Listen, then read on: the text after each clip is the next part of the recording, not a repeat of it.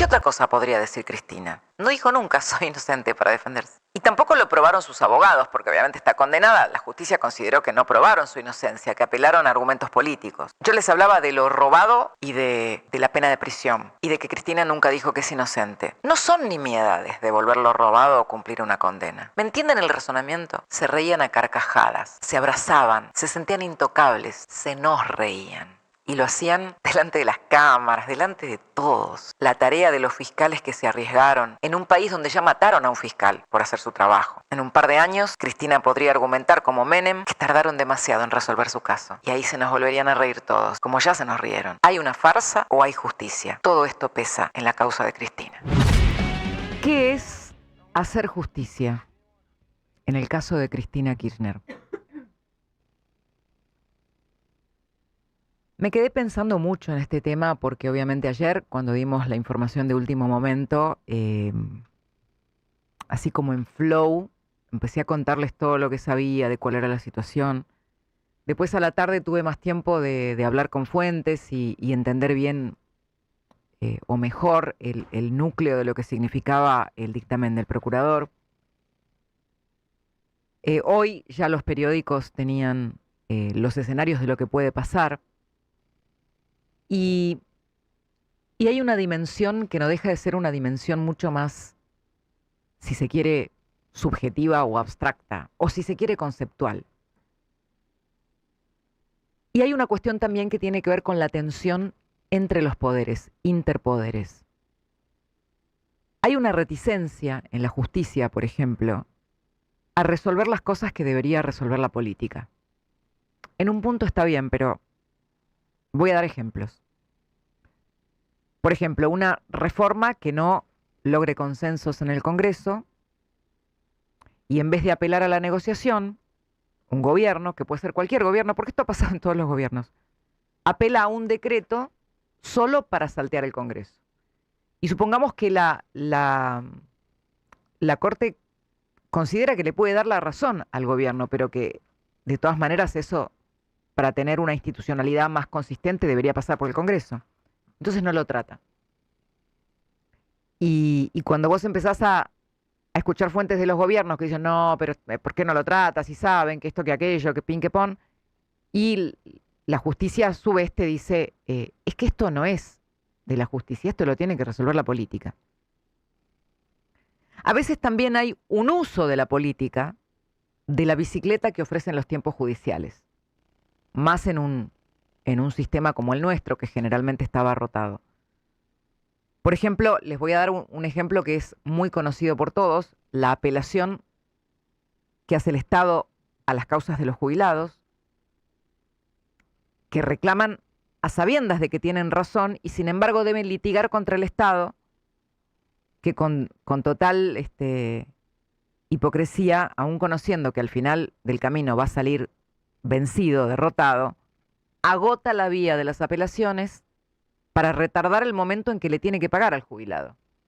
La parte perversa de esta historia, que lamentablemente ha pasado durante todos los gobiernos y que indigna, es que uno dice, che, pero también están especulando con el tiempo de vida de los jubilados, ¿no?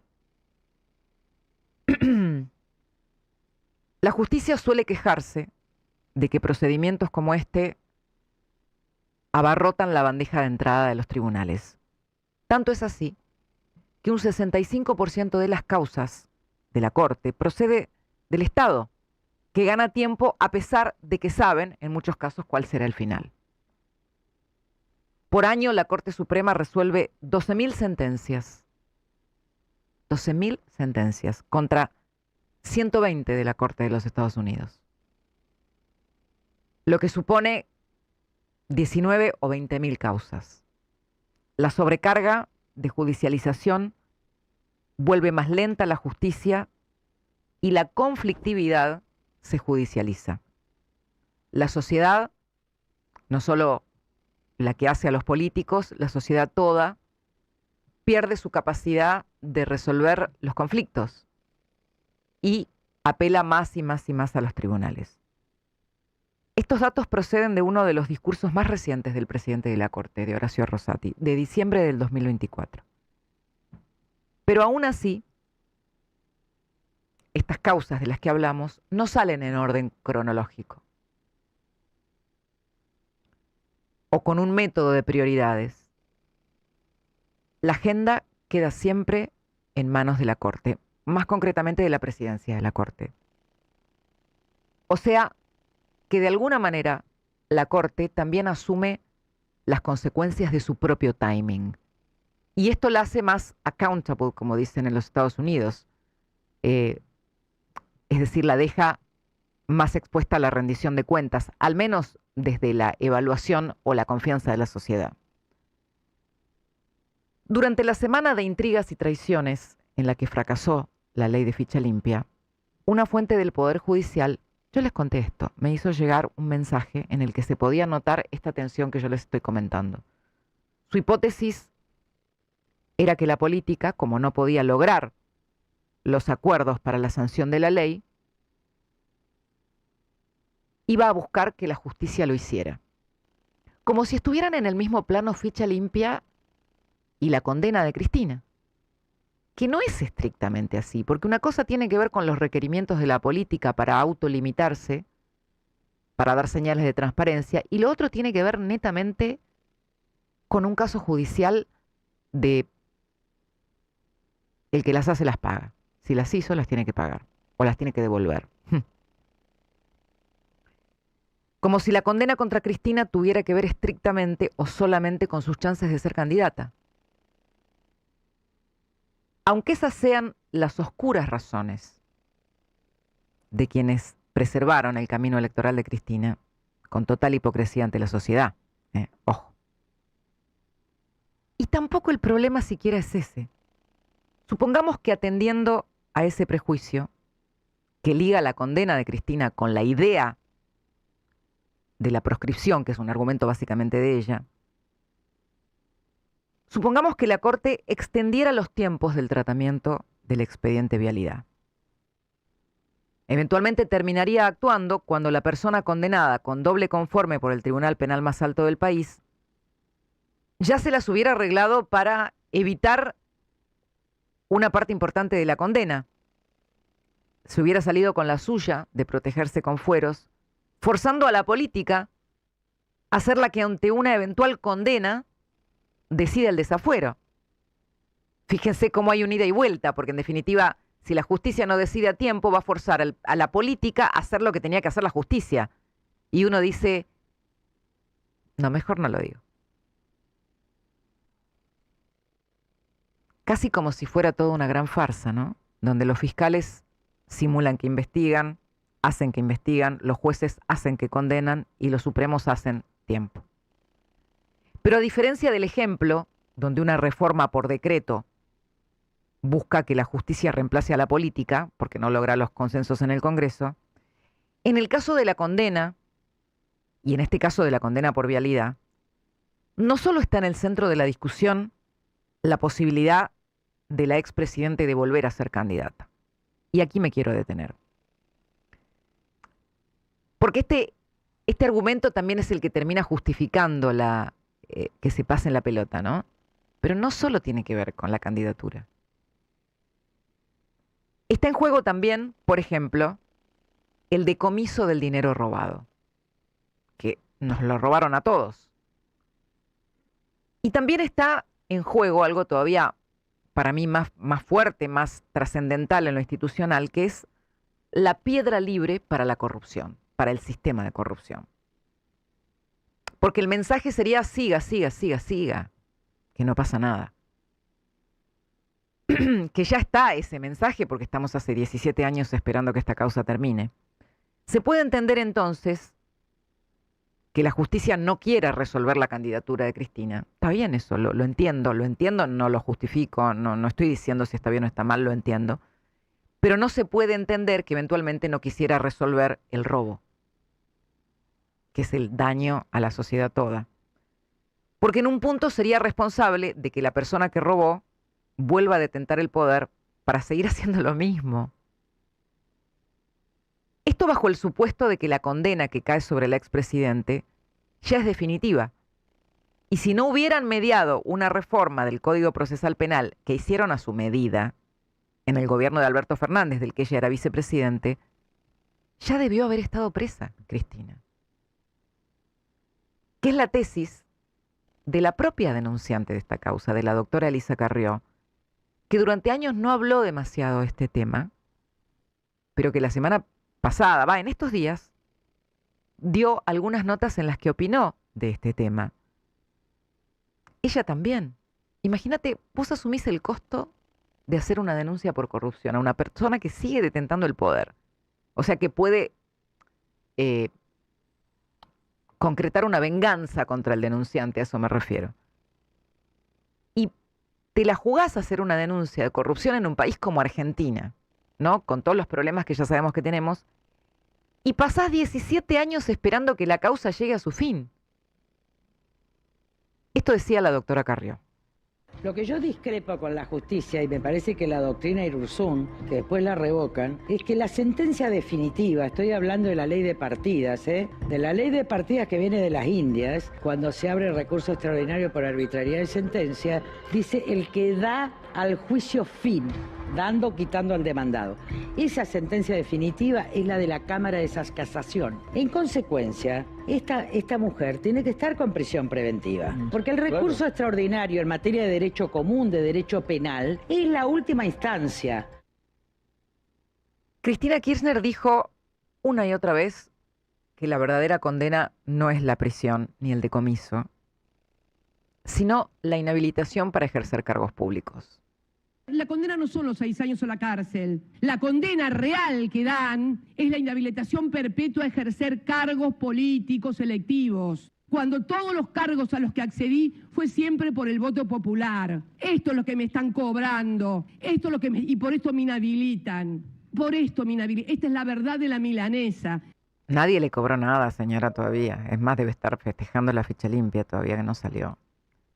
Bueno, pero ese es un argumento, el argumento de Cristina es un argumento que obviamente ella lo hace muy inteligentemente para poder desarrollar su justificación de la proscripción, de la supuesta proscripción. Algo que uno de los jueces que la condenó en su voto, cuando se refería al famoso lawfare, dijo que era simplemente una coartada. El lawfare es una coartada para que no le alcance la rendición de cuentas del Código Penal. ¿Qué otra cosa podría decir Cristina? Que hace una justificación política, una argumentación política. Diría que es inocente. No dijo nunca soy inocente para defenderse. Y tampoco lo probaron sus abogados, porque obviamente está condenada. La justicia consideró que no probaron su inocencia, que apelaron a argumentos políticos. O sea que Cristina entra en este juego de que es todo política, de que la política se lleva a los tribunales. Otra razón más para que la justicia no sea la que termine politizando y diciendo no, esto no, porque si yo... Bueno, yo ayer expliqué que la Corte ha decidido en años electorales, en el 2023, con Juan Mansur, con Sergio Uñac, los bajó de la candidatura de un plumazo unos días antes de que fueran las elecciones. Yo les hablaba de lo robado y de la pena de prisión y de que Cristina nunca dijo que es inocente. Basta ver la extensión de tierra que acumuló Lázaro Báez, que era un ignoto empleado bancario cuya única capacidad distintiva fue ser amigo de Néstor Kirchner para convertirse en el patrón de estancias de la Patagonia hasta el punto de tener tierras equivalentes a 20 veces la capital federal. Es totalmente imposible de explicar. No se puede explicar. ¿Cómo no va a decir que es proscripción, Cristina? Si tiene que explicar este tema, no hay manera de explicar. El efecto de la prisión, aunque sea domiciliaria, porque Cristina Kirchner tiene más de 70 años, y del decomiso, aun cuando Cristina no hubiera sido inhabilitada para ser candidata, miren lo que les digo, es tan poderoso ante una sociedad descreída que yo creo que la sola imagen representaría un cambio de época, como el otro día lo podía representar que el Senado votara ficha limpia. Y uno dice, Dios mío, no les importó. Imagínense que viéramos cómo va la justicia a hacer el decomiso. En esta sociedad donde sentimos que todo el tiempo nos están robando. Y que castigan al que hace las cosas bien. No son nimiedades devolver lo robado o cumplir una condena. Y sobre todo, porque la Corte también sabe que en la mayoría de los casos, como el del expresidente, es decir, llegando como llega este expediente, la cosa se resuelve confirmando la sentencia. Esas son dos cuestiones que no tienen que ver con la política, el calendario electoral y el poder, sí son asunto de la justicia. Porque si todas las causas se resuelven así, ¿por qué harían una excepción ahora? Por política, entonces no es justicia. ¿Me entienden el razonamiento? Si la Corte extiende más allá de lo razonable los tiempos, y yo creería que no, espero que no, pero lo tengo que advertir, porque vivimos en el reino del revés, vivimos en el reino de la impunidad. Si la Corte extiende más allá de lo razonable los tiempos, uno imagina escenas como las que se vivieron en el Senado la otra noche, cuando el fantasma de un pacto devolvió la postal más oscura de la política, en la que los rivales ideológicos dejaban de serlo a la hora de coronar la impunidad. Se reían a carcajadas, algunos. Se abrazaban, se sentían intocables, se nos reían.